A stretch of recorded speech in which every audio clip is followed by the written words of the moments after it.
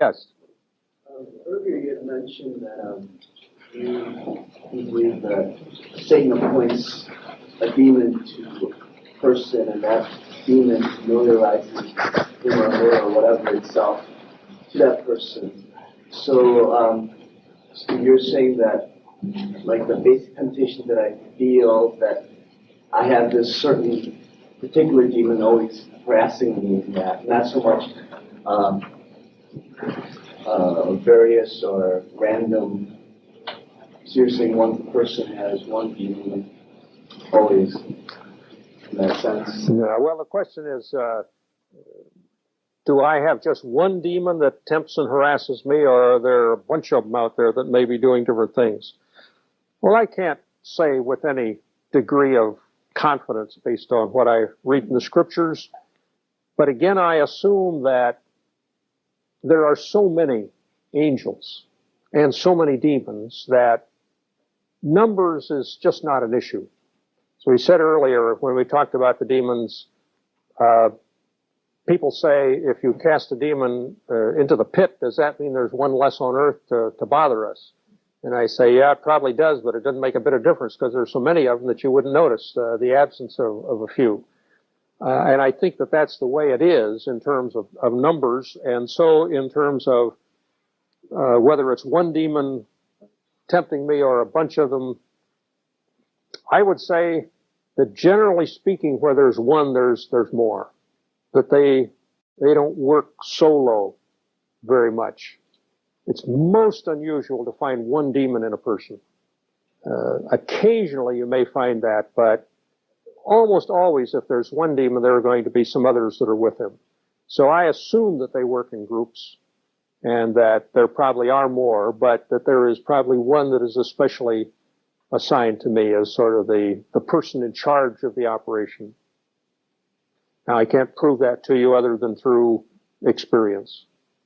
That was my next point. What biblical basis do you have for saying that as we have a guardian angel, there is also an unholy evil? Is there any biblical scriptural basis for coming to that conclusion? No, not, I can't give you chapter and verse.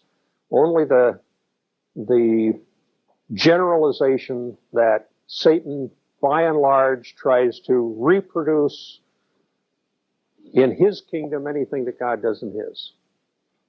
So it's a logical deduction from that kind of thinking, no proof text or anything. And that's true with many things that we're dealing with.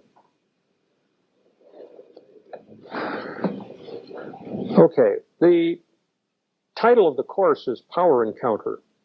And so far we have probably not used that term. We have talked entirely of spiritual warfare. And there is a sense in which I guess I would prefer to perhaps stick with spiritual warfare as the generalization.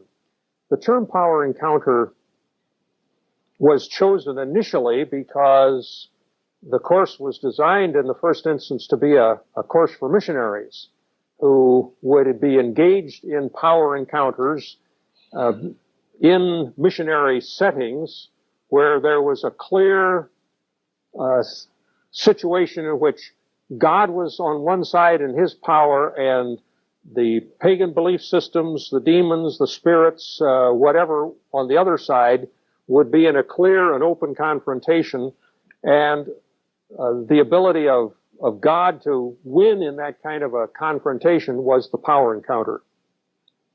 The term originally, probably, as far as I'm aware, comes from the writings of Alan Tippett, Tippett. Alan Tippett died within the last year, but he was, for many years, a missionary in Polynesia, and later on the faculty of the School of World Mission at Fuller Theological Seminary. He has written a number of books, particularly on Polynesia, church growth. It was our hope. He was the one who first taught a course in Power Encounter here at Trinity. Now, as he taught, it was taught in the Doctor of Missiology program, and it was before I was here on the faculty, so I did not have direct contact with the course, but as I've seen his syllabus, it was primarily an historical study of power encounters in the history of the church rather than a practical spiritual warfare course that we're going through here. He gave a series of lectures at the Lincoln Christian Seminary in Lincoln, Illinois, back in, I guess I've forgotten the date. Don't have it in my notes. Back in the 1970s. And one of the titles of his lectures included the term power encounter. And the book that comes out of it is called Verdict Theology in Christian Missions. And that's probably where the term first occurred in the missionary literature. Then in his books on church growth in southern Polynesia, in an article he wrote for the Perspectives book edited by Hawthorne and Winter, he again uses the term, but nowhere does he define it. He doesn't reduce it to a definition. He simply talks about it. He says a power encounter consists of powers and counterpowers. A power encounter is both an act of commitment and an act of rejection, a spiritual encounter. He says the biblical concept is one of clear power encounter, one dunamis against the other. A power encounter is a conflict of powers doing battle for a verdict of victory or defeat for man's soul. That was out of the Lincoln lectures, the last two. But as I say, he nowhere reduces that to a clear definition. We had all hoped that he was going to write his magnum opus on this subject, and he died before he got it done. C. Peter Wagner from Fuller says, a power encounter is a visible, practical demonstration that Jesus is more powerful than the false gods or spirits worshipped or feared by a people group. A visible, practical demonstration. There are two general approaches to the idea of power encounter.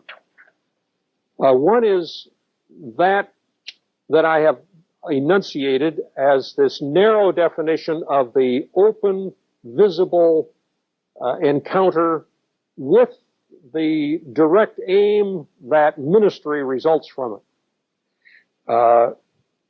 Let me give you a couple of examples of this.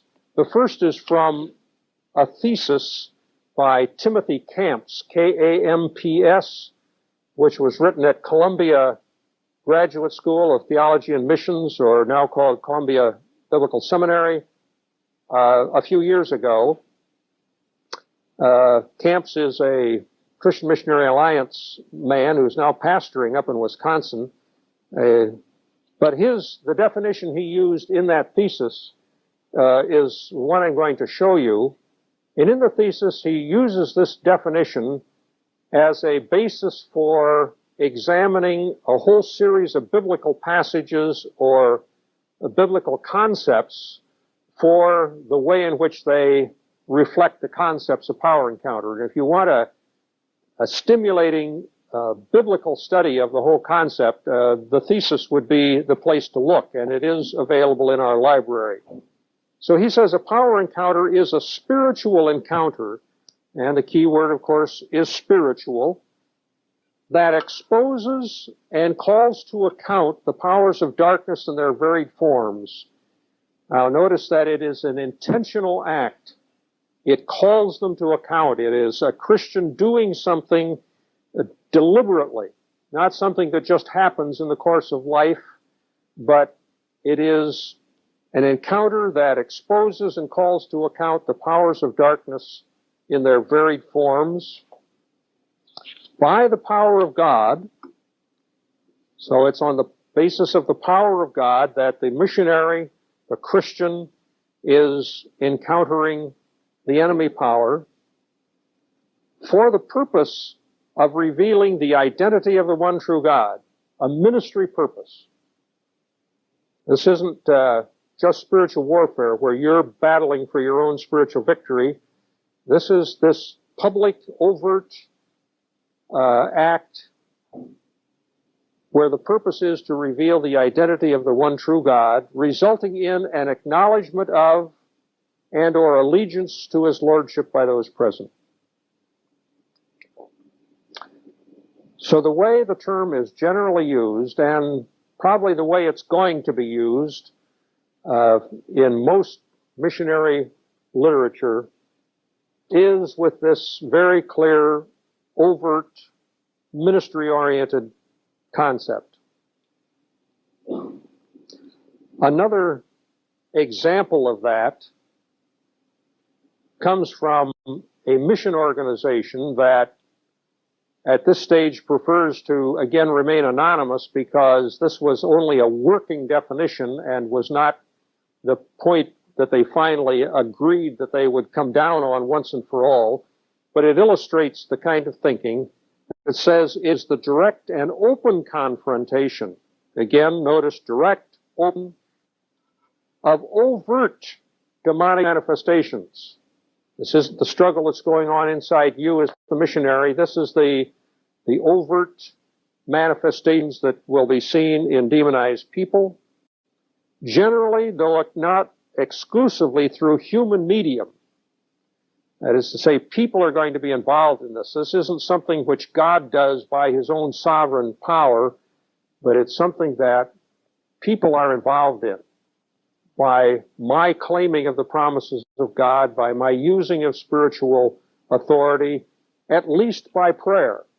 But there will be a human medium to demonstrate the superior power of God with the ultimate purpose of bringing people to salvation.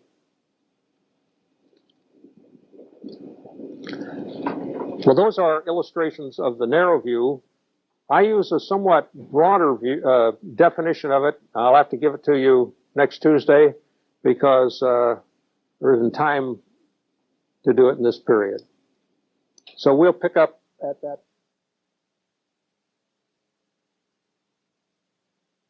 He is my shield and the horn of my salvation, my stronghold. I call to the Lord who is worthy of praise, and I am saved from my enemies. The cords of death entangled me, the torrents of destruction overwhelmed me, the cords of the grave coiled round me, the snares of death confronted me. In my distress I called to the Lord, I cried to my God for help. From his temple he heard my voice. My cry came before him into his ears. And then there follows a rather graphic description of the demonstration of the power of God. The earth trembled and quaked. The foundations of the mountains shook. They trembled because he was angry. Smoke rose from his nostrils and so on, indicating again the omnipotence of God and his control over the enemy. He said, I pursued my enemies and overtook them. I did not turn back till they were destroyed. I crushed them so that they could not rise. They fell beneath my feet. You armed me with strength for battle. You made my adversaries bow at my feet. Much of the Old Testament is set in the context of human combat, but I am quite convinced that it is ultimately a picture of the spiritual warfare that we face. We'll talk more about that later, but simply this word from the Word. Let's pray. Father, once again we come to thank you that as our days, so shall our strength be. We confess that we do not have the resources, even for one moment of our lives. It's in you that we live and move and have our being. But it's not just having existence, but it's an abundant life. You've given us all things richly to enjoy. Pray that you'll increase our capacity to enjoy your good gifts, to enjoy the beauty of your handiwork, and to reflect that we may indeed be an aroma, a fragrance of your presence wherever we go in the world. We're grateful, Lord, for the omnipotence with which you approach your task and the fact that we can trust you Lord, it's so easy to say those words, and yet it seems so difficult often when the pressures are really on.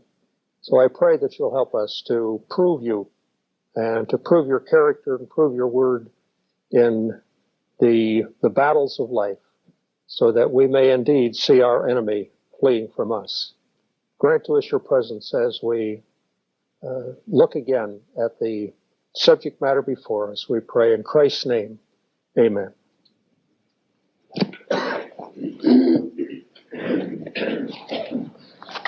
We were looking at definitions of power encounter at the end of the last period, I believe, and I had given you two general definitions. I want to give you now my working definition of it, and when I say working, I mean that it's always subject to revision as I continue to learn. I have chosen to define power encounter in a broader sense than most of those who use the term, and I am about to capitulate and draw back and use the term spiritual warfare for the broad concept and power encounter for the narrower concept, and we'll come back to what those are in a moment. But let me show you my working definition. Power encounter is the demonstration, and a key word is the word demonstration as over against proclamation. We have tended to major on proclamation and not to do much with demonstration. The demonstration by God's servants, and it is a deliberate attitude and act on the part of those of us who are God's servants, of the incomparably great power of God for us who believe. That power that we've been talking about as we've gone along is one of the things we have difficulty with, but it's a power that needs to be demonstrated. It's not something simply to theologize about. It's not something to talk about only. It's something that does need to be demonstrated, and that demonstration is a critical factor in the scriptures. The expression that the world may know often follow some demonstration of God's power, and that demonstration of power was one of the primary elements in ministry in both Old and New Testaments. So it's the demonstration of this power based on the work of Christ on the cross. Colossians 2:5, which says he disarmed the principalities and powers, put them to an open shame, triumphed over them in the cross. And I think we need to emphasize the concept that the cross is fundamental in this power encounter. It is not, in the final analysis, some special gifting. It is not, in the sense in which the term is often used, being filled with the Spirit. It is the work of the cross in our lives, defeating the power of sin, defeating the power of self, and as those two things are true within us, that's the basis for our being filled with the Spirit. And that's not unimportant, but the point is that it ultimately is the work of the cross. It was at the cross that Christ defeated the enemy. It's the power of the blood that conquers sin, and it's the power of the cross that ultimately conquers self, which are the two basic factors that Satan depends upon in his attacks on us. And the ministry of the Holy Spirit. It is the Holy Spirit that makes the work of the cross real to us. This is the age of the Holy Spirit. He is, in a sense, the divine superintendent of the church today, and he is the one who gives us this power. You will receive power, the dunamis, when the Holy Spirit comes upon you. That's a simple statement of fact that you will receive this power. As we think we said before, we have the capacity, however, to bottle the Holy Spirit up and not allow him to operate in the dimensions of power that he would like to operate with. And the danger, of course, is that we become enamored of the power and begin to look for the sensational, the spectacular kinds of things rather than simply for what the Spirit wants to do. And instead of seeking Him for who He is, we seek Him for the ministry that He brings to us. But it's a combination of those two in confrontation with and victory over the work of Satan and demons. Jesus has indicated, and the other writers in the New Testament constantly tell us that we're going to be involved in this conflict. In Luke 10:19, this is the account of the sending out of the 70 on their field work assignment. And they came back and said, Lord, even the demons are subject to us in your name. And Jesus said, that's right, I give you authority to trample on serpents and scorpions and over all the power of the enemy, and nothing shall by any means hurt you.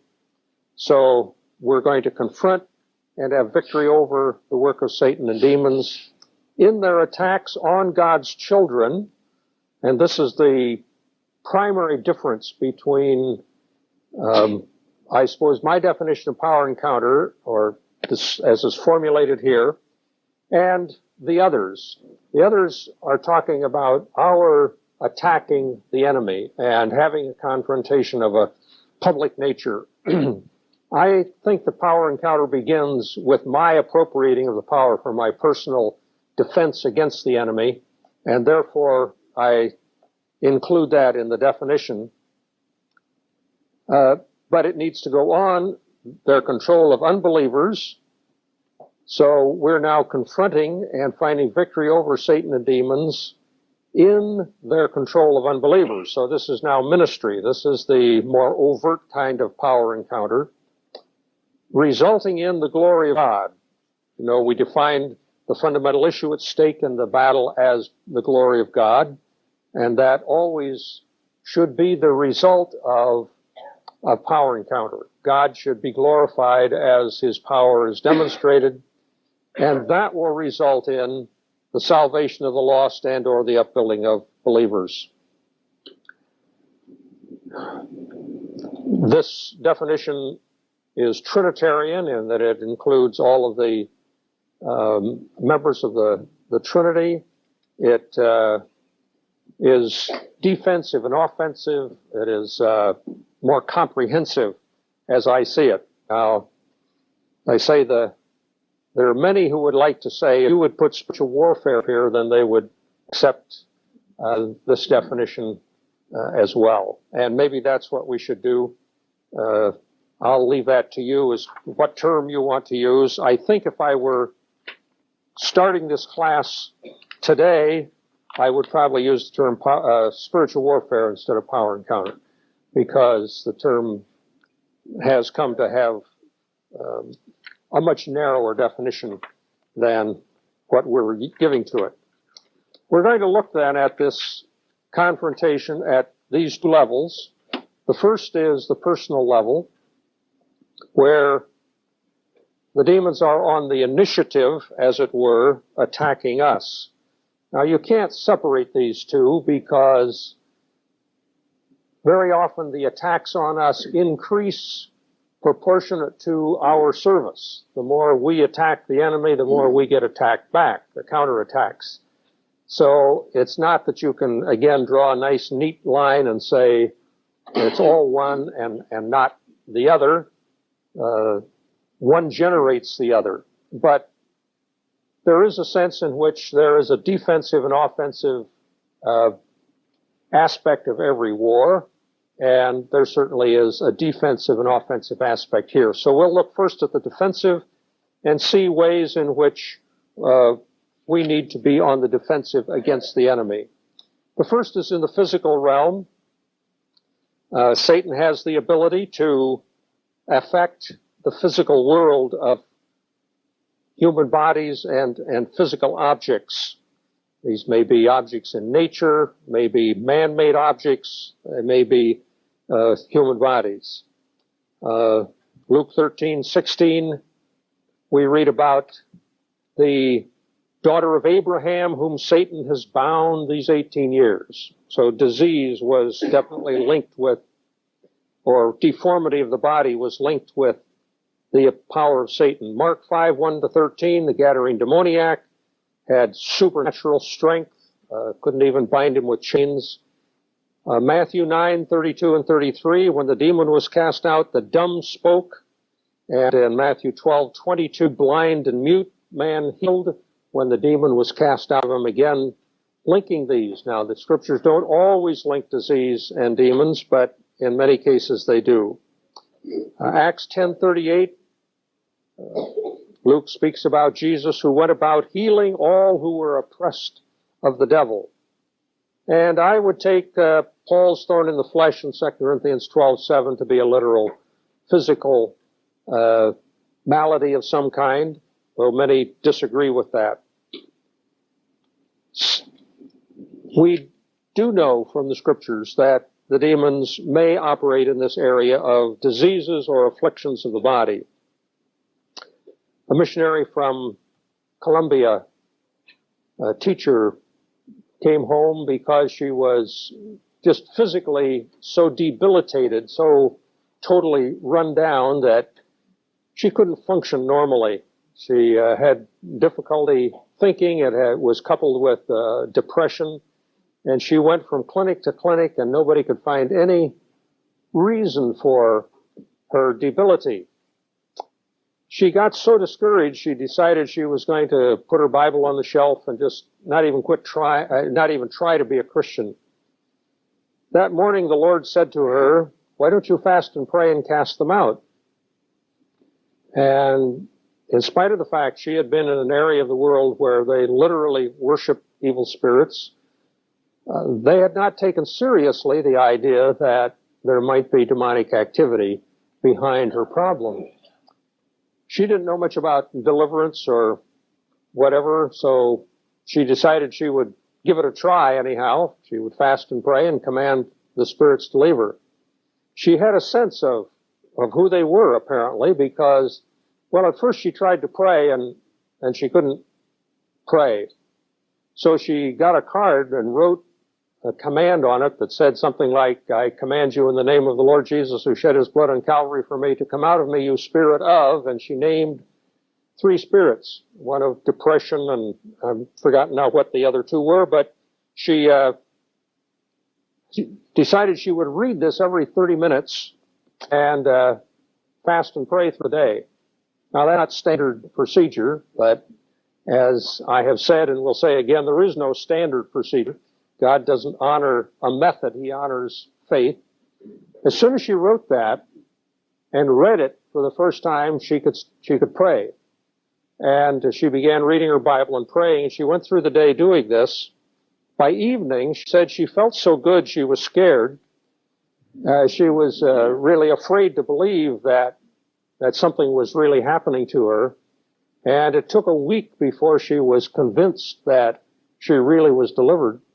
But she went on to live a normal, productive Christian life. And the problem was that she had been in the devil's territory. She'd come under demonic attack and had not been recognized. Resistance had not been offered to the enemy. They had tried to treat it scientifically, and demons don't respond to scientific treatment. So I'm afraid many such stories could be told. Missionary in Zaire had a similar experience of physical malady coupled with depression, discovered she was involved in some occult practices, which when renounced and forsaken, completely disappeared. A lady from Ghana, well-educated, in this case an African Ghanaian lady, been in the United States for many years, was employed here, but she had been sick from the age of 3 with strange fevers that no one could really diagnose, and a pain that would move about in her body without any explanation. The medical profession were simply powerless to diagnose either the fevers or this pain that moved around in her body. She came to a friend of mine. He had her make a list of all of her involvements with sorcery, among other things. And as she did that, it went, of course, clear back to her parental home.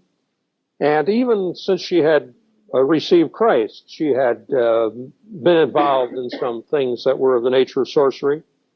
When she confessed those and forsook them, they commanded the spirits that were harassing her to leave, and these fevers and pains simply disappeared. And a follow-up has indicated that that was a permanent change that has not returned. So the enemy is able to affect our bodies, to create disease, to create pain in our bodies. I know a minister who had the symptoms of multiple sclerosis. In fact, he was a student in a doctoral ministry class here at the seminary, and he had been to the doctor, and they'd gone through all of the clinical tests, and the specialist just said, you know, I have no clinical evidence, confirmation that you have MS. But he was getting to the point where he was having difficulty standing up long enough to preach. One of the tip-offs was that he said he would also, every time he would see someone in a wheelchair, he would hear a voice saying, 5 years from now, that's you. The background was a fractured family, very bad relationships in the family. Those things had to be worked through. We did confront demons in him. Demons were cast out of him, and today he's normal and having no more symptoms of MS. Now, again, I don't mean to suggest that every time you have physical symptoms, you need to suspect that it's a demon, but I think we do need to realize that particularly if we're in God's service, that Satan will try in any way he can to sidetrack us, and one of those would be through the diseases or the symptoms of disease, at least, that afflict the body. Second way he does it in the physical body is through the appetites. This would include all of the bodily appetites, including the appetite for food. In one case, a lady had this compulsion to eat. She was bulimic to an extreme. She would literally run to food and stuff herself and go vomit it and do it all over again. In counseling, it was discovered that she was involved in 4 areas of occult activity. And when she confessed those and forsook them, this problem simply disappeared. The demons that were using the occult practice as a base for harassment were gone, and the compulsion over food was gone as well.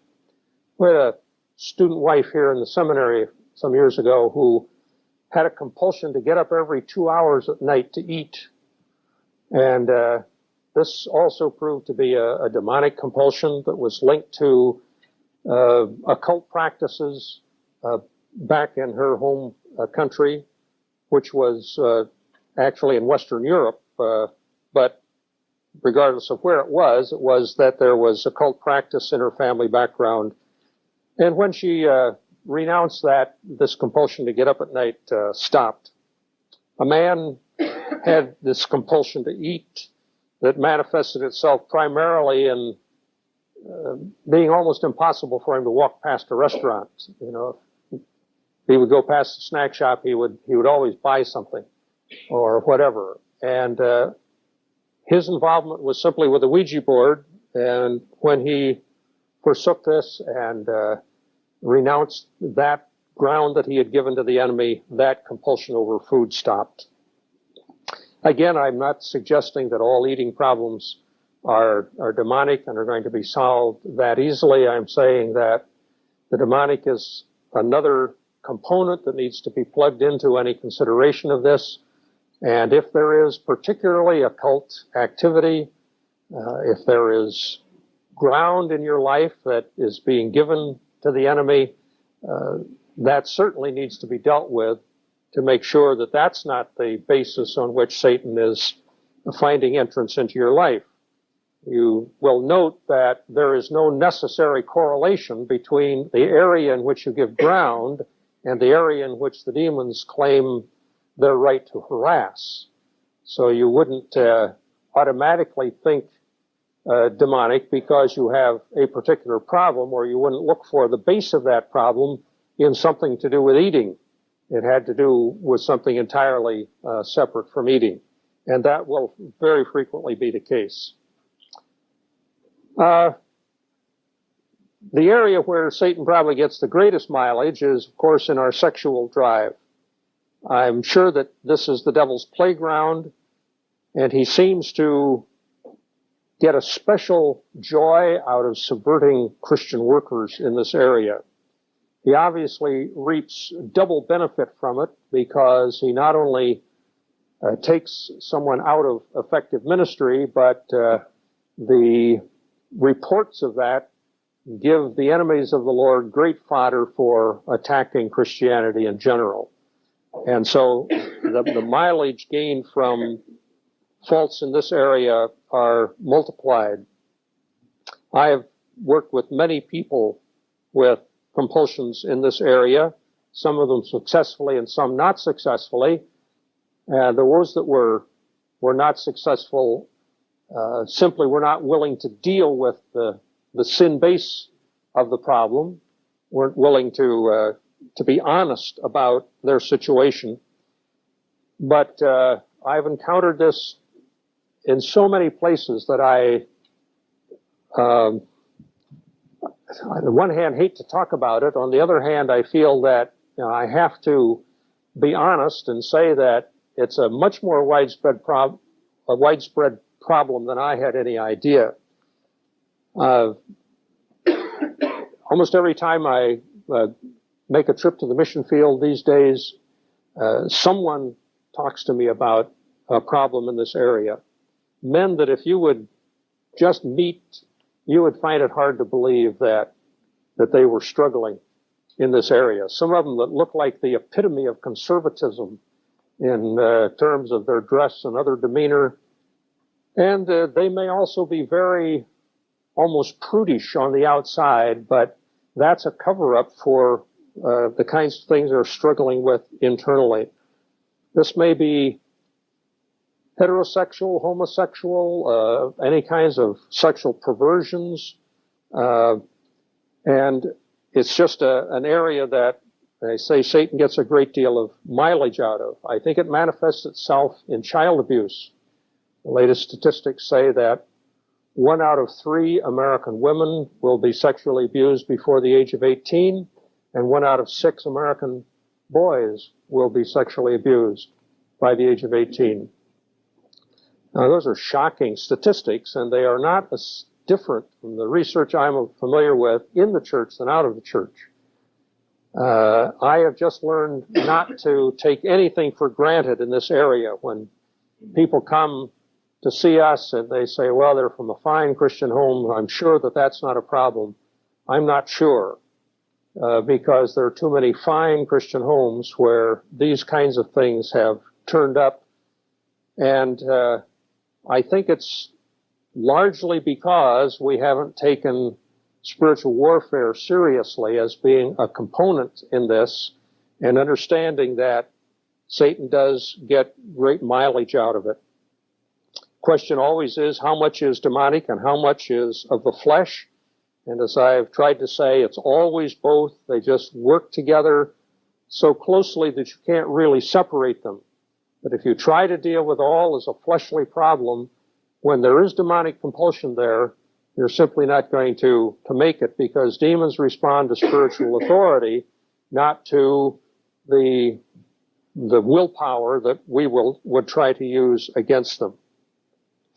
So this manifests itself also, I think, in the treatment of women in many societies, that there is a perverted sense of what a woman is, what their function is in society, their value before God, and the women become simply objects to be used instead of heirs together of the grace of life with us. And so in many societies, we need to go back and ask, what is the basic belief system that undergirds the behavior. I'm interested because we have problems, a lot of problems with our young people in Spain being sexually abused. My question is, when you're going through a discipleship, do you just normally, if you know that there's been this, then have them pray rejecting it, or what steps do you go through with them? Are you going to touch on that later? Yeah, the question is, what do you do if you meet people that have got this abuse and this sort of thing in their background? We will go through a model of how you deal with that, so I'll postpone the answer if you don't mind. Well, I feel like I need to kind of jump up and down about this and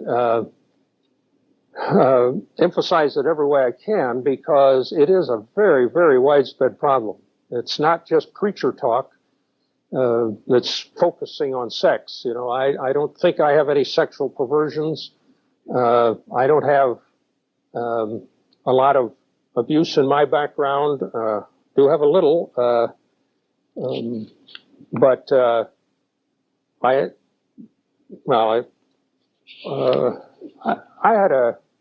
was, I guess, in modern language, I was raped by a homosexual when I was a boy, and I understand something of what that is.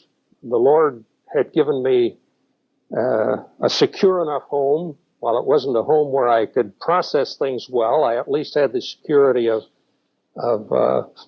being wanted and all of that, and that doesn't seem to have scarred me in any way. I've not had any kind of problems that I'm aware of since then. But the point is that it's just very common, and we do have trouble talking about it. The men who talk to me or the women who talk to me, and it's both men and women, they frequently say, you know, I haven't said this to anybody before, and they need to talk about it. And I'm certainly not wanting to specialize in that kind of counseling, but it is a fairly major problem that we need to deal with. And it has the emotional, spiritual healing side of it and the demonic side of it. And that will fit again into a model that I'll be giving you later on. So I'm not going to talk about dealing with it at this point. Another area that comes under the category of physical is the objects, physical objects and natural objects. Again, the scriptures, I think, make it clear that demons can affect natural objects. I read to you a couple of weeks ago a news clipping from Indianapolis where the police were investigating a crime scene and things were flying around their heads and so on. They were freaked out, as we say today, by what was going on in this place. I just was in Indianapolis over the weekend, and my son down there was talking about that. Many missionaries have had this kind of an experience. Roland Bingham, pioneer missionary in Nigeria, founder of the Sudan Interior Mission, was out on trek with a African pastor. They had been holding services, and they had cast a demon out of a young lady in this remote Nigerian village. And that night they were sleeping in the guest house in the village. They tied the cornstalk door as tightly as you can tie a cornstalk door before they went to bed. And they prayed and lay down to sleep. In the middle of the night, they heard heavy footsteps inside the house, which coming closer and closer to the bed. It was pitch black. They couldn't see anything. Bingham said he yelled, "Who's there?" There was no answer, just this darkness that could be felt. They got up to investigate and discovered that their personal effects had been scattered all around the hut. They didn't meet anybody, and the door was still closed, so they prayed again and went back to sleep. In the morning, they got up and found the hut exactly as they had found it in the middle of the night, namely everything scattered all over the place. The door still tied just as they had tied it the night before. Now, there are many people who have difficulty believing that demons can do that, but there are many experiences of that kind of situation. I think it was Bingham again who came into a village and they were levitating a woman in the middle of this circle, and he came in and prayed against it, and she fell to the ground. Now, that would be a kind of ministry, a power encounter, but the point is that the demons do have this. We had our first experience with this that I recall when a Baptist pastor who is a graduate of Trinity Seminary had come to us with a problem which turned out to be demonic, rooted in 3 generations of witchcraft of being practiced in their family. And he had I won't go into all the details, but he had a very violent demonic spirit that was one of the most violent, at least in speech, of any that we've dealt with. And he was related to a witchcraft curse that had been sent into their home, connected with a watch. It was a pendant watch that the grandmother, who was the practicing witch, had sent as a gift. And he said that the demon had come with that watch and the curse that was on it. And the young man said that when he was 8 years old, which is when that watch came into the home, he began to have strange sensations in his body that he couldn't explain, and but they were always there. He could control them in that they didn't really take him over, but nevertheless was still there. Well, he decided to let it loose, and he let it loose, and the demon manifested, and we were confronting it. So the demon then told us that he was associated with a curse on the watch. So we told them to called the home, told the mother and other brother who were there to take the watch and destroy it. So they took it out in the street and smashed it with a hammer, and it was in 2 plastic bags, one inside the other. And they hit it a few times with a hammer and then went to pick it up, and the watch was gone. The chain was there, the ring was there that it hung in, but the watch itself was gone. No glass, no dials, nothing. It was gone. Black spot on the pavement where it had been lying, but no watch. And they came in and called us and said, "What's going on here?" And I said, "Well, this is the power of witchcraft." And witchcraft is, because it is malicious, because witchcraft is deliberate and malicious, you often find it one of the most difficult kinds of bondage to deal with. Other counselors that I know tell me the same thing, that breaking witchcraft curses demands more real perseverance and claiming of the cross by faith than the typical demon that can be cast out more easily. Well, that was the beginning of it. They then began to have other experiences like that. The grandmother, for example, had sent the 2 sons gifts of silver dollars and told them these are very special silver dollars, never get rid of them, always keep them. Well, the point was, again, that she had put a spell on those that would give her control over these boys. When they went to get those and dispose of them, they were already gone. They couldn't find them. They never did find them, as far as I know. So the demons do have power to attach themselves to physical objects. They attach themselves to objects in nature.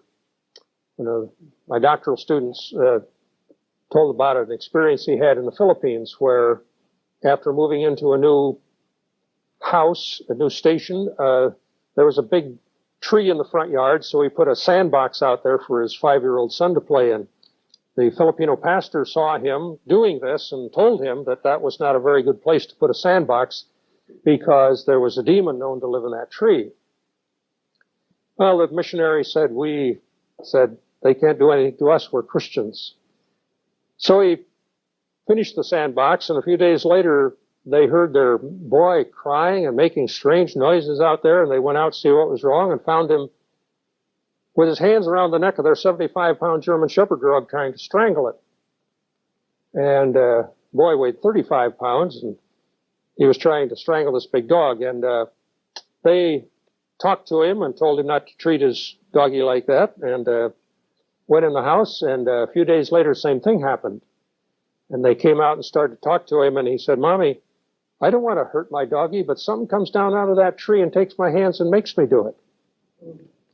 And they decided maybe the Filipino pastor knew more about the spirit world than they did, and they then prayed and commanded the spirit to leave the tree, and that was the end of their problem. But they had to admit that it was there and do something about it. On your bibliography is a set of tapes by Sam Cathy. He tells about, as an evangelist, going into hotel rooms and cleansing those rooms of any spirits that may have stayed behind from previous occupants. And once he and a pastor went into the hotel room, and Cathy said, "Let's pray," and they prayed, and he commanded any spirits to leave. And as he did, every light bulb in the room burst. And the pastor said, "What's going on?" He said, "Well, let's find out." So they went down to the desk clerk and said, "Who was in room so-and-so last?" And desk clerk said, "Oh, that was a mess. There was a fortune teller in there, and there were people coming and going all the time." Haunted house kinds of things can be repeated over and over. I was preaching in Dubuque, Iowa a few years ago, and a lady in the church came to my wife because she was very depressed and was in counseling for her depression. It was a strange depression that seemed to be worse. In fact, really, she only suffered from it when she was at home. And we went back a year later and stayed with this woman in her home, and she was fine. No more depression. The only thing she had done was to cleanse her home. We'd gone from room to room. You don't even have to go from room to room, but she had, and claimed the blood of Christ against any spirits that had attached themselves to the home from previous occupants, and that ended her problem. Demons will attach themselves to physical objects. There are probably two categories of objects that we need to recognize. One would be neutral objects, like the tree, like a house, things that are a normal part of our everyday lives that have no special religious or occult significance. Those things can normally be cleansed. You can command the demons to leave them, and they can be redeemed. The second category of objects would be those that are made with religious or occult intent. Charms, fetishes, idols, things of that nature. Those, I think, you normally need to destroy, that they are not redeemable, and that we shouldn't have those in our possession. Now, the scriptures treat this area of idolatry in an interesting way. On the one hand, there's a whole series of passages that treat idols with utter contempt. They're just nothing. They're not worth even giving the time of day. Let me just read you a passage like that. They'll be familiar to you. In Isaiah 40, for example, beginning at verse 18, said, "To whom then will you compare me? What image will you compare him to? As for an idol, a craftsman casts it, and a goldsmith overlays it with gold and fashions silver chains for it. Man too poor presents such an offering, selects wood that will not rot. He looks for a skilled craftsman to set up an idol that will not topple." That's one of the milder ones. Let me read you Jeremiah. He's much more graphic in his descriptions in Jeremiah 10, beginning at verse 13.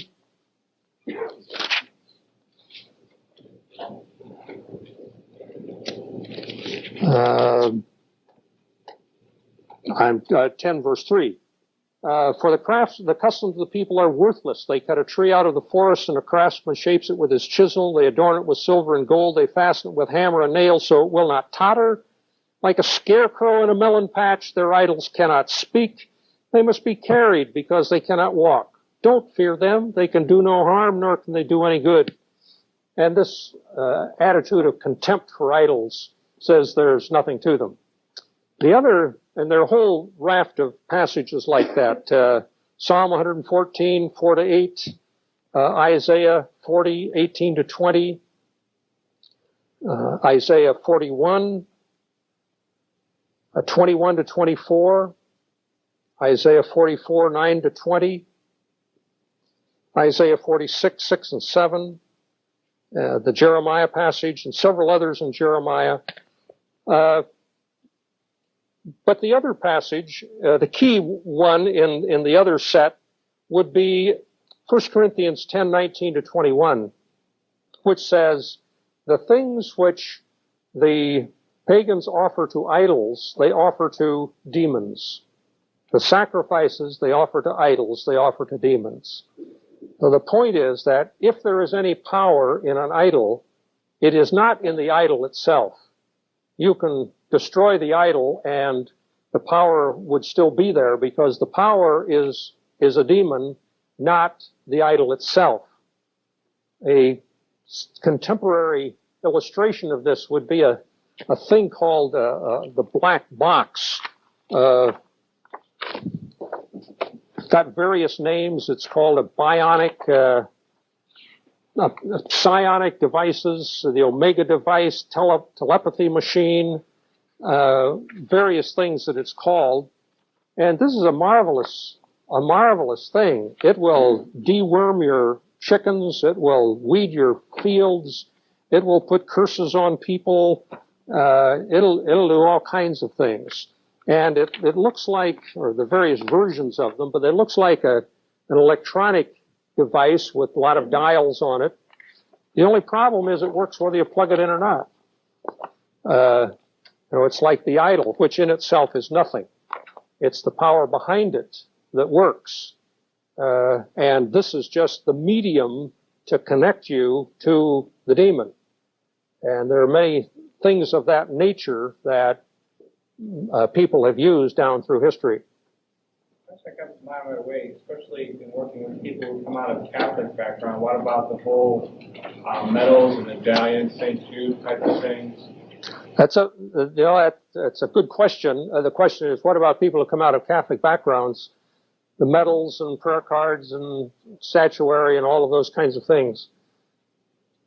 They may be nothing. Say, in themselves, they are nothing. They're powerless. But they do provide the medium through which demons may come to people who go to them expecting power from them, looking for power from them rather than from God. And we have met people like that who had areas of bondage that were related to things within their Catholic system. That's true of any system, not simply Catholic. Anytime you get an object that is conceived to have power in itself, you're in trouble. Does the destruction of those objects that are inhabited by or used by demons automatically destroy the demon's grip on that person, or not necessarily so? I mean, it doesn't destroy the demon as such, apparently. I don't know. Well, the destruction of the objects needs to be accompanied, of course, with an affirmation of faith that Christ's power is greater than any power represented by any of these things. And it's only as that affirmation is clearly made by the owner of the objects that destroying them is going to change anything. If someone comes and forcefully takes those objects and destroys them, the person's belief system doesn't change. Probably nothing is going to change in their lives. So it always has to be accompanied by that affirmation of faith.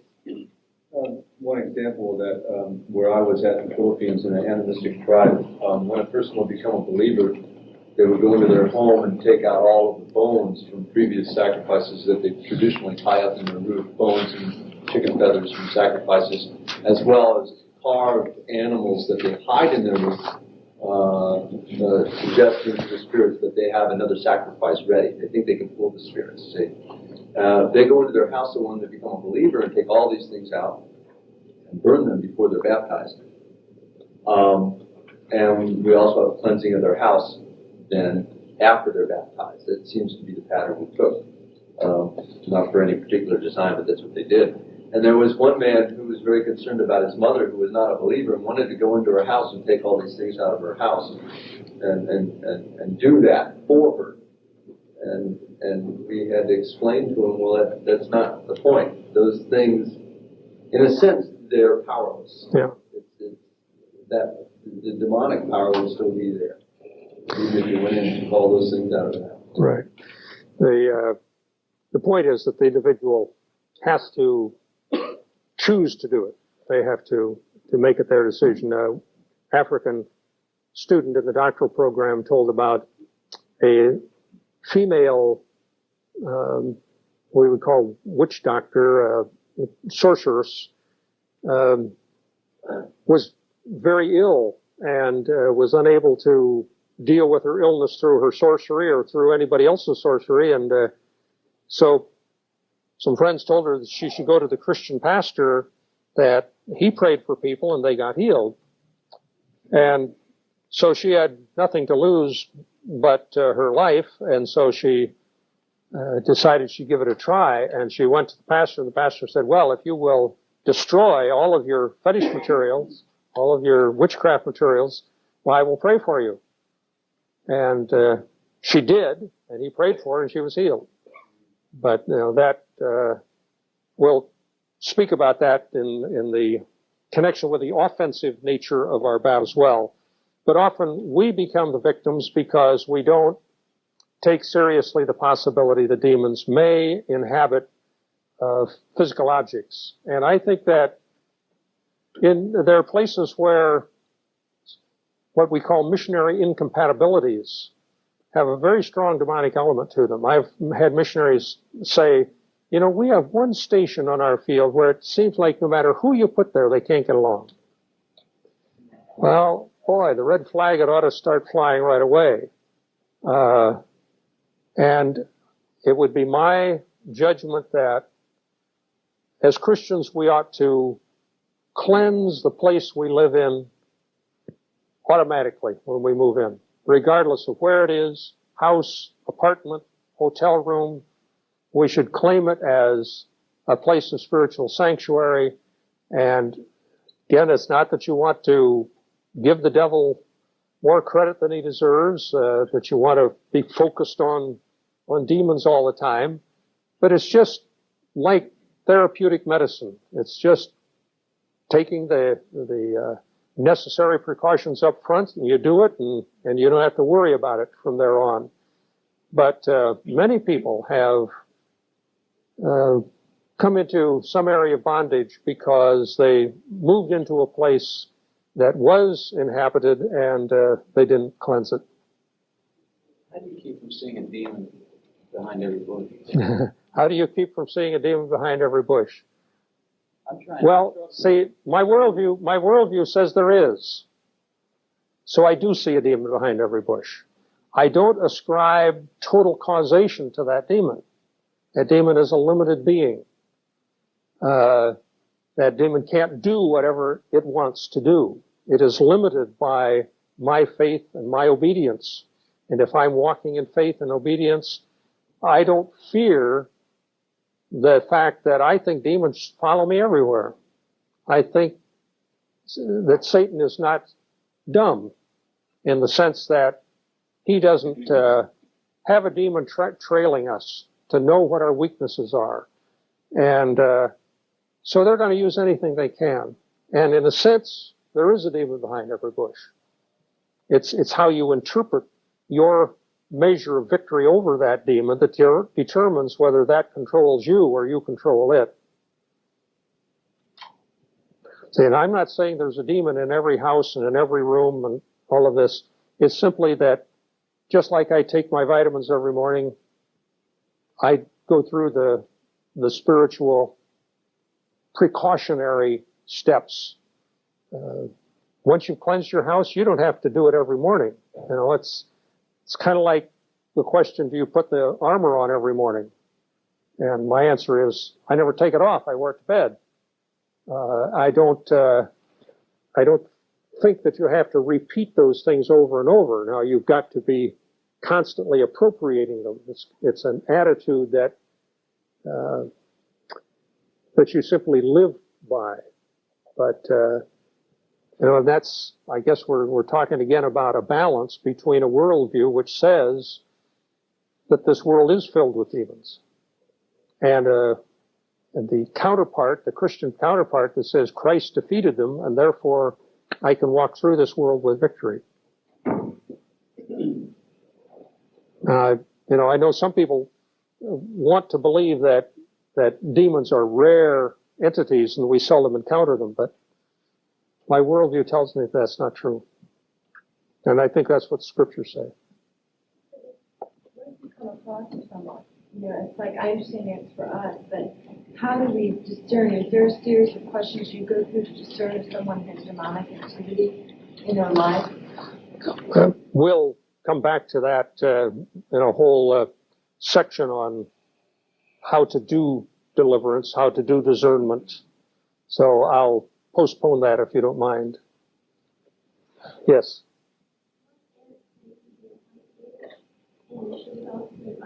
And I got rid of all the things that look weird, things that like charms or anything that symbols on them. But I have landscapes and stuff like that of hers. Should I assume there's a problem with them or not? I wouldn't assume there's a problem with them unless there is a problem, unless you experience some kind of oppression or something in their presence. I would pray over them and claim them for the Lord. The devil will try to rob us of anything he can. And one of the things we do on a regular basis with particularly the satanic abuse victims is to take things back.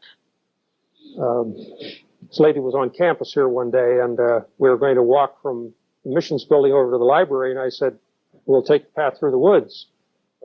Not the woods. Woods are fearful places because so much of the abuse took place in the woods. And I said, come on, we're not going to let the devil have the woods. God made the trees. They're part of his good creation, and we're going to enjoy God's creation. We're not going to give them to the devil. So we walked through the woods, and we've gone through experience after experience like this of taking back. So Satan would like to rob you of the beauty of a landscape, for example, because somebody who may have some connections with the occult was connected with the landscape. Don't let him rob you of the beauty and to get in such bondage that you can't enjoy God's good gifts. Claim them for him and redeem them. If they have occult significance, then you'd want to get rid of them. You said you take cautionary steps every morning. Are you going to talk more about that? Or what do you do exactly? Well, we'll come back to that later. I don't do anything that is a routine other than spend time in worship and prayer and in the scriptures. I renew my relationship to the Lord in worship and devotional time, just in general.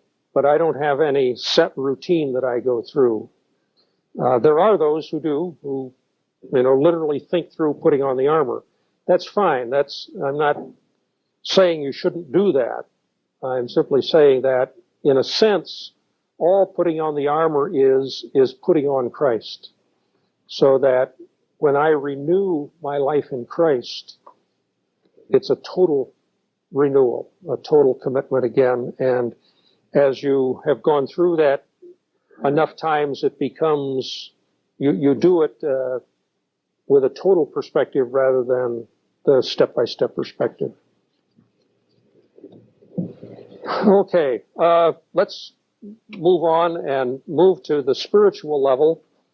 I'm not going to amplify very much on this because I think it's an area where we understand probably better than in the other areas.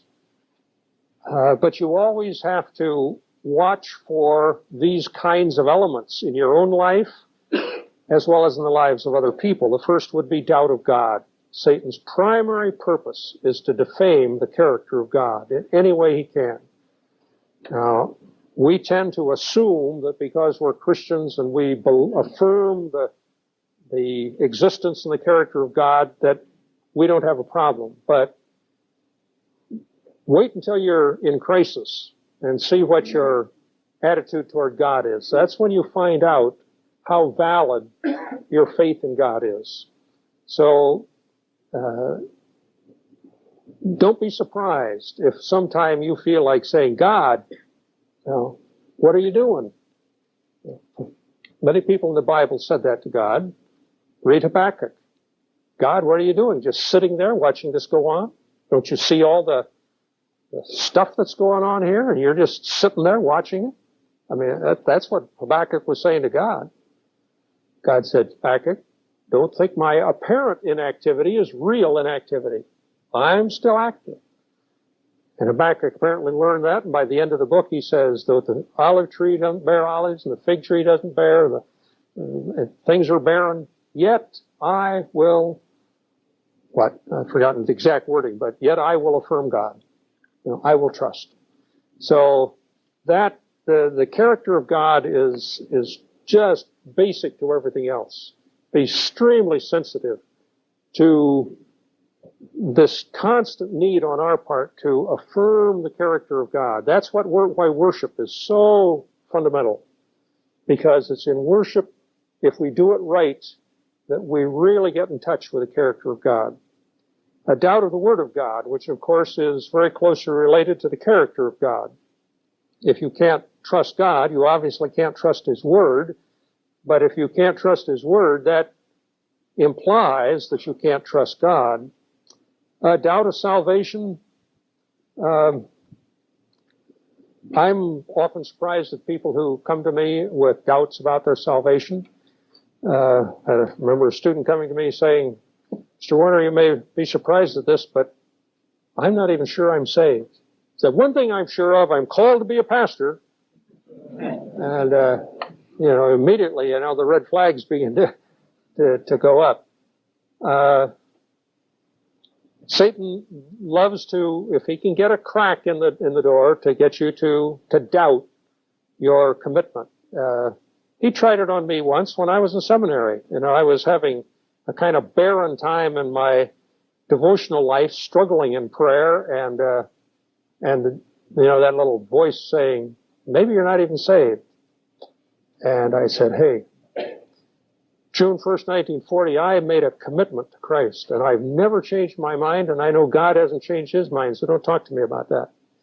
I think we have to have anchors for our commitment that don't allow Satan to cause us to doubt those issues. Now, you need to think doubts through, because faith that is held in the face of doubt is stronger than faith that is never doubted, or beliefs that are never doubted are not as strongly held as those that are.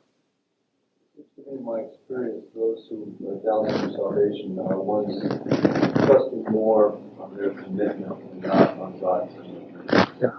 We're not called to trust in our commitment. We're called to trust in God's commitment to us. It usually is a form of this. It's a form of doubting God. Somehow saying, my sins were too great for God to forgive, or something, that God doesn't really mean what He says. They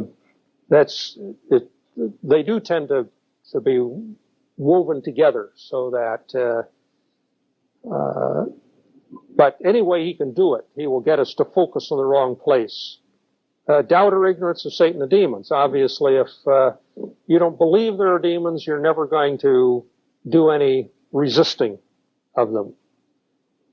And that is a strategic advantage for the enemy.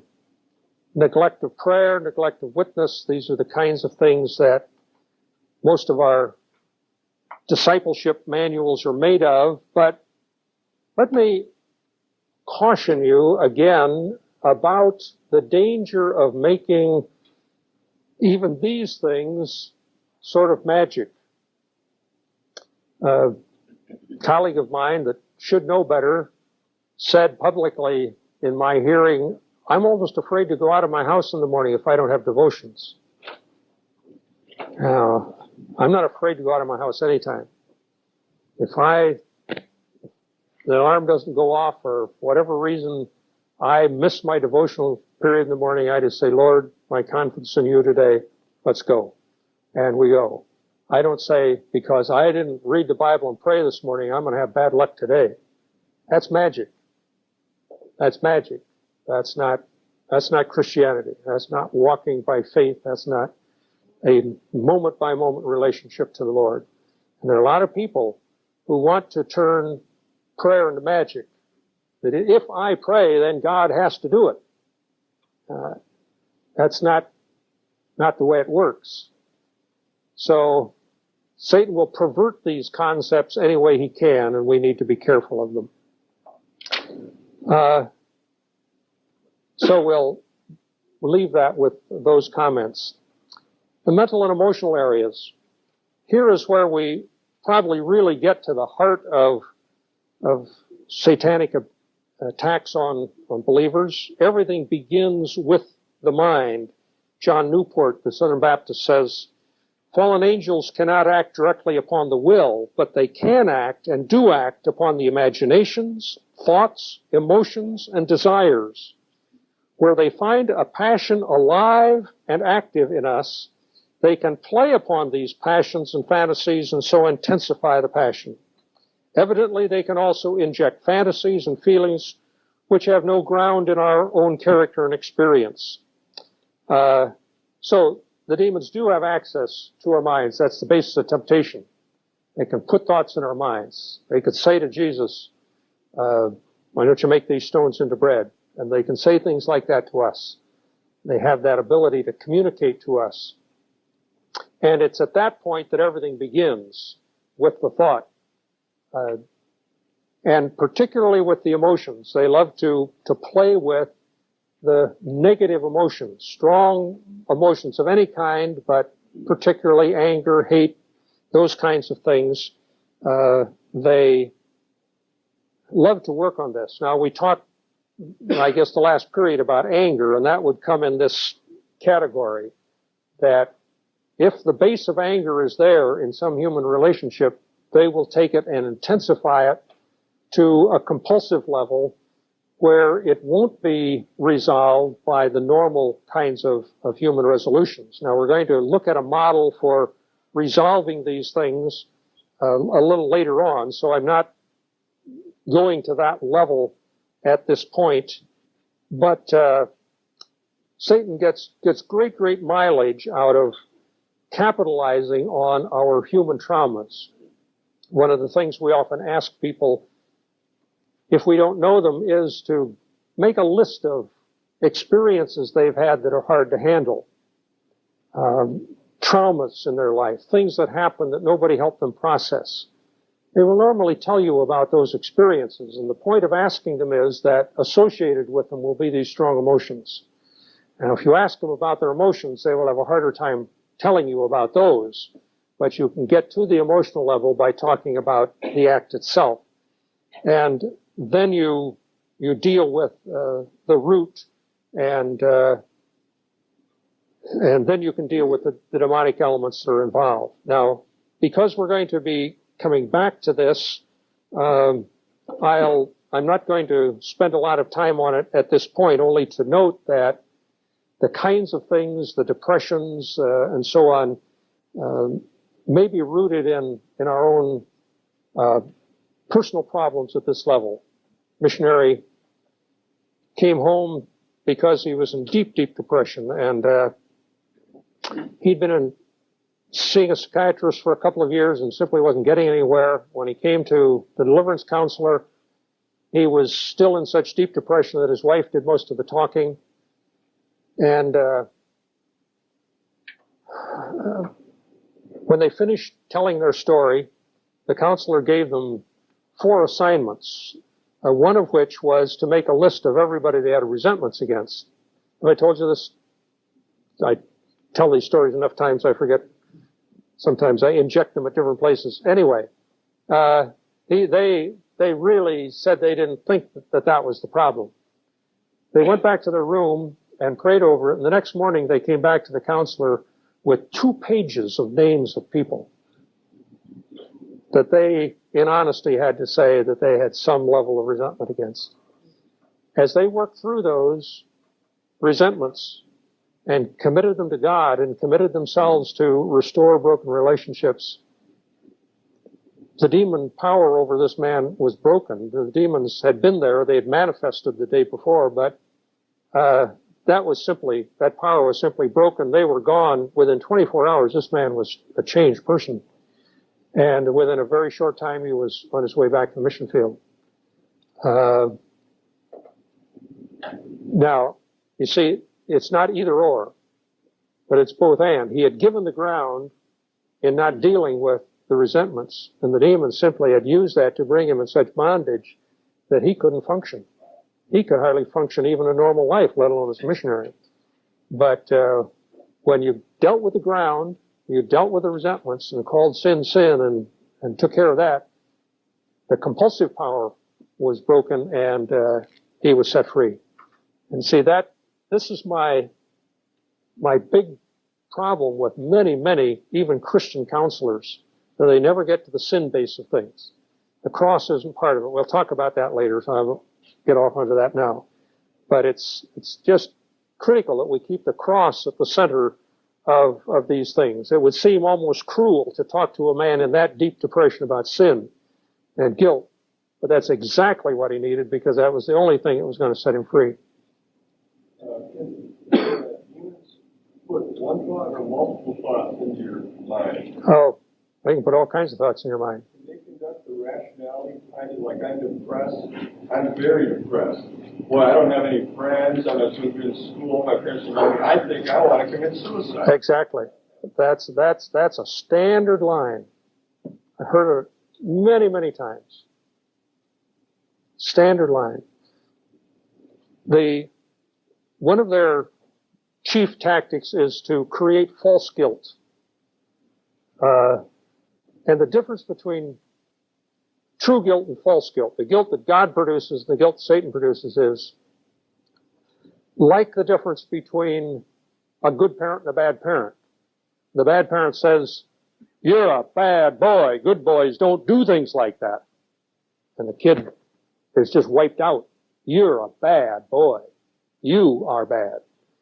As against the parent who says, "Son, you're a fine boy and Dad loves you, but that was wrong.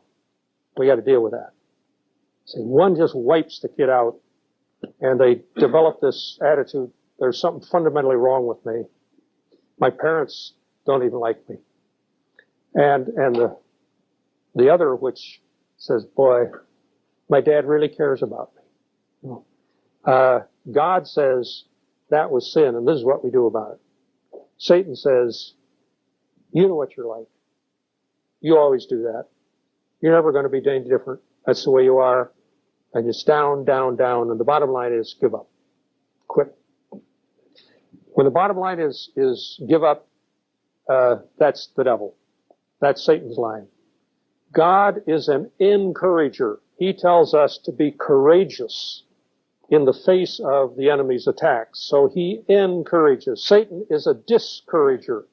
He doesn't want us to have courage in the face of the enemy's attacks. So the key word is courage. Now, what is courage? Is courage the absence of threat or fear? No. Courage is resolute action in the presence of those things. And Satan will tell you, because you have the fear, because you have the threat, there's something wrong with you. Nonsense. That's part of life. But I can be courageous in the face of that kind of threat. I can dare to believe God and not to doubt God. When I was, time is up. When I was in the intensive care ward of the hospital, hovering between life and death, my wife was there. Dr. Leifeld came to visit, and he told me later, he said, "I always admired your wife, but when I saw her there, my estimation of her went up 1,000%. Because she was daring to be courageous in the face of my imminent death. which wasn't a pleasant thought for her, you can be sure.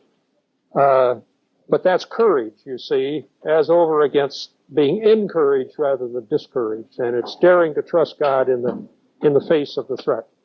Okay, we'll pick this up Thursday.